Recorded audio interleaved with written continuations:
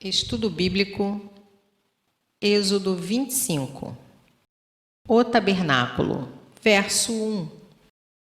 Aqui começam os preceitos para o culto dos israelitas, a maneira simbólica de adorar dia após dia, de maneira a inculcar na mente do adorador as verdades eternas de Deus. Tentaremos esclarecer alguns símbolos que apontam para Jesus Cristo. Verso 2. Oferta. Literalmente, coisa levantada. Uma oferta levantada dentre aquilo que se possui para dar ao Senhor. Foi dada ao povo a oportunidade de contribuir pessoalmente. Capítulo 12, versos 35 e 36. De maneira voluntária e livre para o centro de culto deles, conforme uma lista de 14 componentes e materiais necessários para a construção do tabernáculo. O povo respondeu com tanta alegria e entusiasmo que tiveram que ser impedidos de dar mais. Capítulo 35, versos 21 a 29 e 36, versos 3 a 7. Uma resposta semelhante ocorreu tempos depois, quando o rei Davi pediu ofertas para construir o templo. 1 Crônicas 29, de 1 a 9. A oferta é uma parte vital da comunhão com Deus. Romanos 12, 11. Verso 3. Ouro, prata e bronze. Quanto mais próxima estivesse a presença de Deus, mais finos eram os materiais requeridos. Metais e fios coloridos são alistados segundo uma ordem decrescente de valores. Verso 4. Essas cores eram produzidas pelo tingimento do fio. Azul de um molusco, púrpura da secreção de uma lesma múrex e carmesim de ovos pulverizados dos corpos de certos vermes que se prendiam nos azevinhos. Essas cores eram preciosas por causa do custo do corante. O azul do tabernáculo veio a ser particularmente associado ao Senhor. Números 15, 38.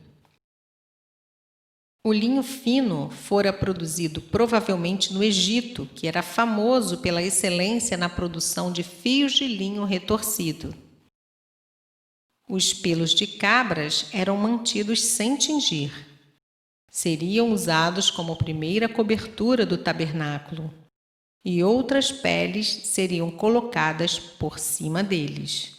Capítulo 26, verso 14. Versos 5 a 7. Depois que a lã era tosada e tingida, ficava parecida com couro de marroquim. A madeira de acácia é uma madeira dura, durável, compacta e aromática que a preserva dos ataques de insetos roedores de madeira. Era considerada boa para ser entalhada, para a fabricação de armários e para revestimentos. Também podia ser encontrada em quantidades suficientes na Península do Sinai. Especiarias, ver capítulo 30, versos 23 a 25 e 34 a 38. Pelos muitos anos de história bíblica, a Arábia era altamente respeitada pela variedade de bálsamos que exportava. O incenso está relacionado com as orações. Apocalipse 8, versos 3 e 4. As pedras postas sobre as duas ombreiras da estola sacerdotal eram de material facilmente gravável, como a carnalina, o ônix ou o lápis-lazuli. Capítulo 24, verso 10, 28, versos 9 a 12 e 39, versos 6 e 7. Verso 8.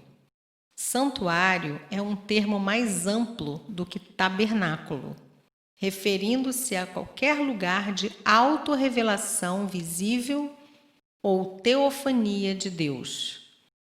Capítulo 15, verso 17, Josué 24, verso 26 e Ezequiel 11, verso 16. Sua presença estaria entre os querubins e dali Deus se encontraria com Moisés. Verso 22. Ao mesmo tempo, indicaria que ele era um Deus santo no meio de um povo pecador, pois todo o arranjo do tabernáculo tornava claro que o caminho para o mais santo ainda não fora manifesto. Hebreus 9, 8. Verso 9. Tabernáculo, nome derivado do verbo habitar. Era o nome apropriado para a construção que seria o lugar da presença de Deus com seu povo. O Pentateuco registra 5 nomes para o tabernáculo. 1. Santuário, que denotava o lugar sagrado ou posto à parte, ou seja, um lugar santo. 2. Tenda, que indicava habitação temporária ou desmontável. 3. Tabernáculo de habitar, que designava o lugar da presença de Deus, bem como outros títulos. 4. Tabernáculo da congregação ou reunião. E 5. Tabernáculo do testemunho.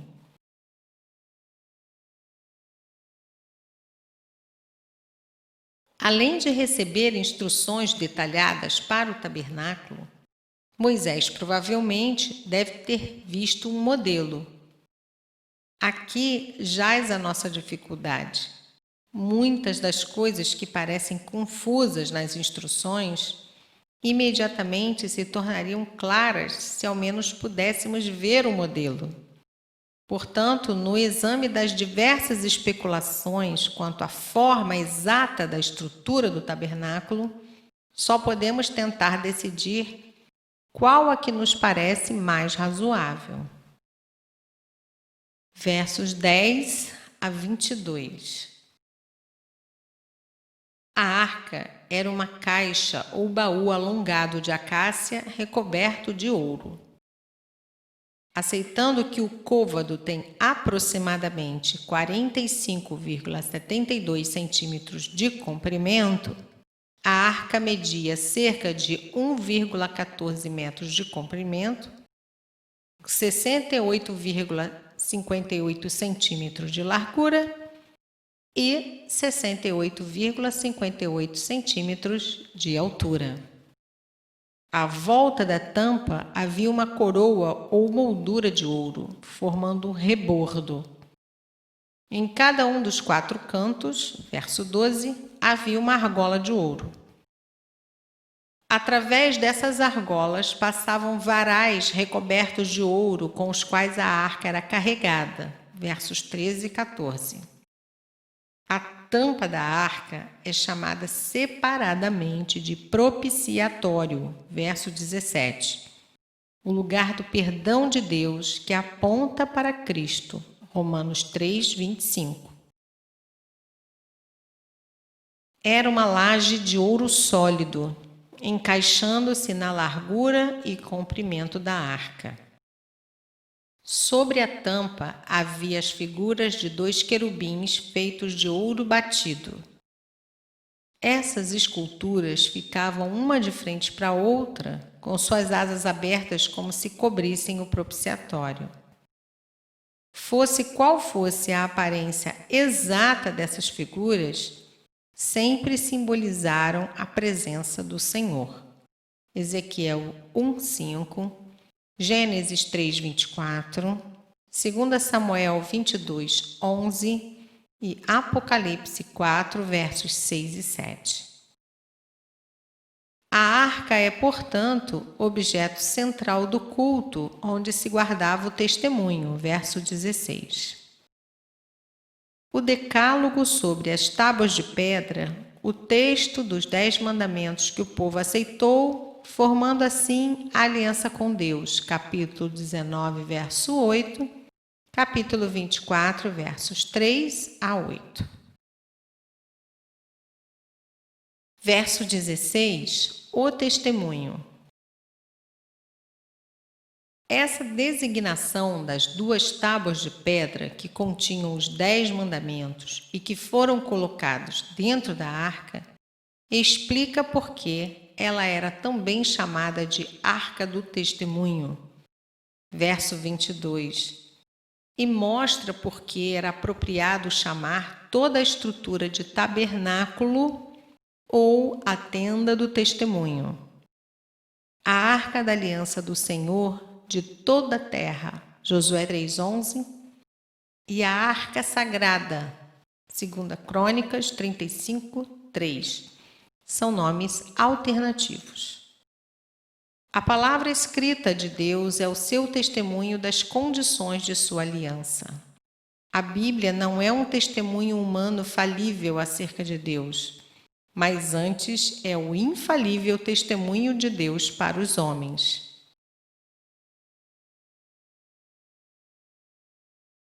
Verso 17. Propiciatório. Literal, tampa da expiação. A tampa ou cobertura da arca era o propiciatório ou lugar no qual acontecia a expiação. No Antigo Testamento, a propiciação, isto é, fazer retroceder a ira divina e satisfazer as reivindicações de sua justiça, é efetuada por um sacrifício sangrento. Levítico 17:11. Esse derramamento de sangue dramatiza o custo do perdão e prenuncia a morte sacrificial de Cristo na cruz, quando se cumpriu o simbolismo do dia da expiação. Paulo ensinou que Jesus foi feito a propiciação pelos nossos pecados. Romanos 3:25, 1 João 2:2. Entre a nuvem da glória, Shekinah, sobre a arca, e as tábuas da lei dentro da arca, encontrava-se a cobertura aspergida com sangue. O sangue dos sacrifícios ficava entre Deus e a quebrada lei de Deus.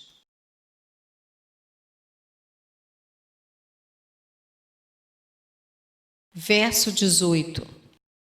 Fundidos à cobertura de ouro da arca, encontravam-se erigidos 2 seres angelicais em cada ponta e olhando um para o outro. Suas asas estavam estendidas para cima e sobre, formando um arco.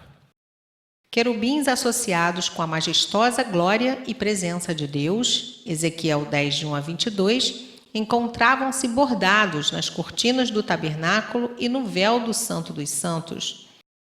Capítulo 26, verso 1 e 31, pois esse era o lugar onde Deus estava presente com seu povo. A Escritura apresenta os querubins como os sustentadores do trono de Deus, 1 Samuel 4:4, Isaías 37:16, e os guardiões do jardim do Éden e da árvore da vida, Gênesis 3:24. O Senhor é aquele que habita entre os querubins. 2 Samuel 6:2, 2 Reis 19:15, Salmo 81 e 99:1. O propiciatório tornava-se assim o ponto focal do encontro de Deus com seu povo. O propósito do Êxodo, pois, era esse encontro de Deus com o homem, capítulo 29, versos 45 e 46.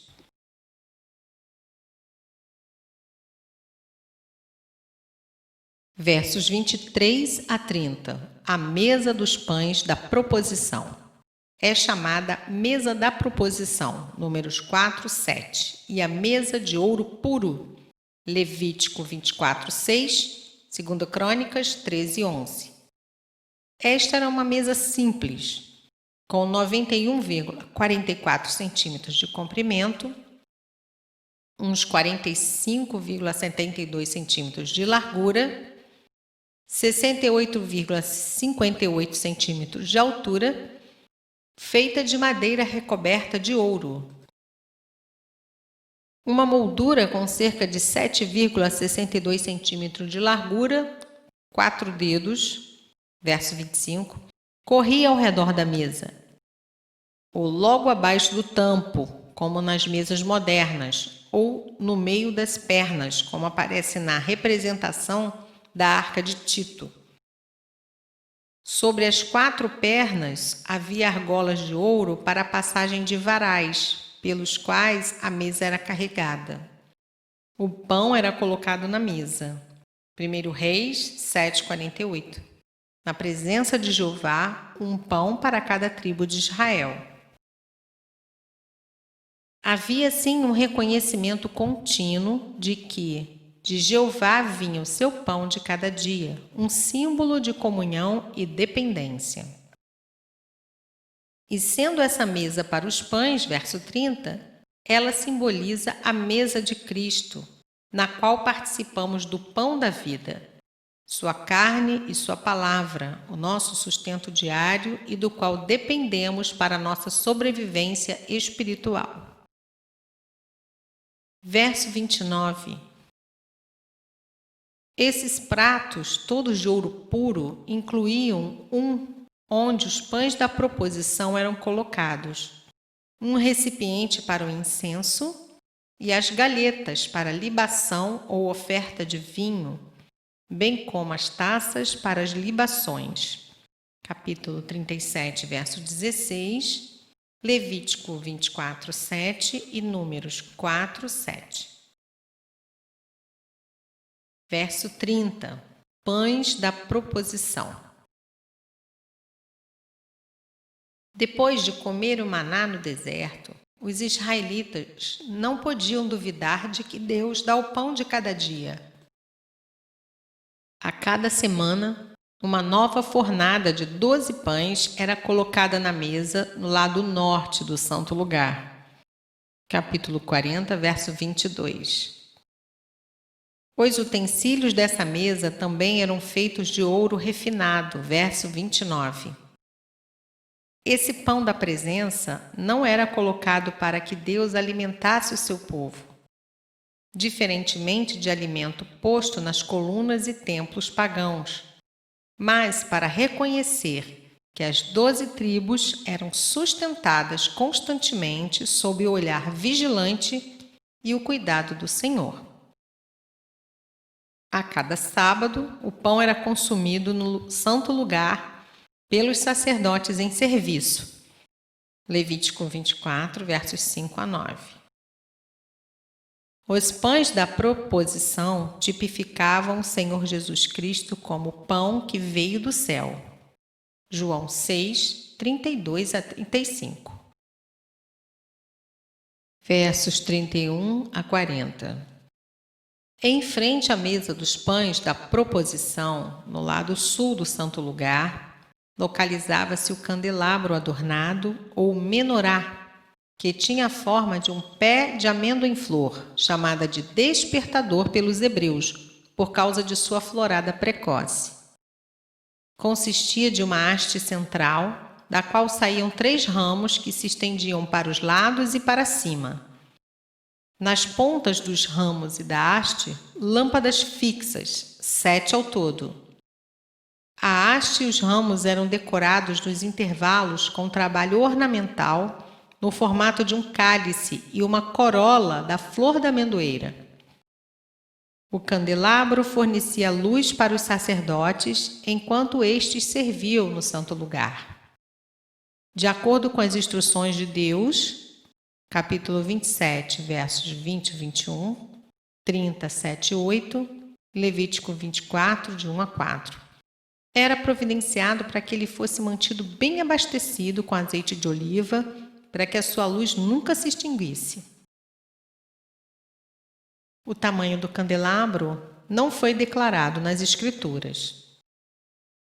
Joséfo diz que tinha 1,52 metros de altura e 1,07 metros de largura. Outros deduzem que tinha 68,58 centímetros de altura e largura, o tamanho da mesa da propiciação do outro lado. Um talento de ouro puro, aproximadamente 42,73 quilos, foi usado para fazer o candelabro e seus diversos utensílios. Além de sua função prática, o candelabro era um símbolo não só da luz de Deus, pela qual Israel devia andar, mas do próprio Israel, uma luz no meio de um mundo em trevas, alimentada pelo azeite do Espírito de Deus. O candelabro também é interpretado como tipificando o Senhor Jesus Cristo, que é a verdadeira luz que veio ao mundo. João 1, 6 a 9 e 8, verso 12. Verso 34. Há uma haste básica central, no candelabro mesmo, do lado da qual surgem as outras 6. Verso 32. Com 7 lâmpadas. O número 7 significa perfeição, cada uma das quais ficava na parte mais alta das hastes. Verso 37. A beleza desta fonte de luz enfeitada com flores é uma indicação do valor da santidade traduzida no capricho da estética durante a adoração. Salmo 96, 9. Verso 37. As lâmpadas, nos tempos bíblicos, eram como pires, com as bordas reviradas num dos lados. Punha-se azeite nelas e um pavio mergulhado que se projetava para fora na parte revirada. Compare Zacarias 4, de 1 a 6, Apocalipse 1, 20 e capítulo 4, verso 4. Para perceber que o candelabro visível com as lâmpadas pode embelezar a Igreja de Cristo com suas várias formas e organizações. Mas a luz é o resultado da unção do óleo do Espírito Santo, que torna perceptível a presença de Cristo na Igreja que o ama e adora em espírito e em verdade. Verso 40. O modelo é mais uma indicação de que se trata de uma representação fisicamente visível do santuário eterno nos céus. Hebreus 9, 23.